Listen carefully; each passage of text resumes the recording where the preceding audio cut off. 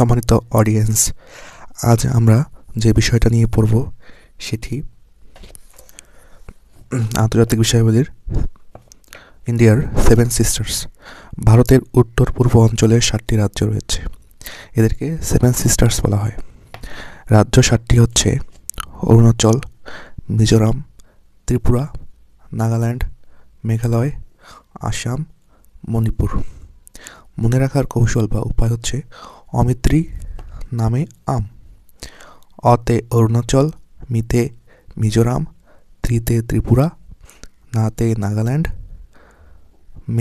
মতে মেঘালয়, আতে আসাম, মতে মণিপুর। অরুণাচলের রাজধানী ইটানগর, মিজোরাম এর রাজধানী আইজল, ত্রিপুরার রাজধানী আগরতলা, নাগাল্যান্ড এর রাজধানী কোহিমা, মেঘালয় এর রাজধানী শিলং, আসাম এর রাজধানী দিসপুর, মণিপুর এর রাজধানী ইম্ফল।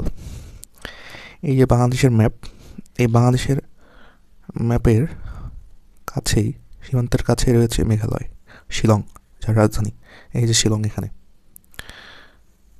এরপরে রয়েছে আসাম, বিশাল বড় এরিয়া জুড়ে আসাম, দিসপুর এর রাজধানী।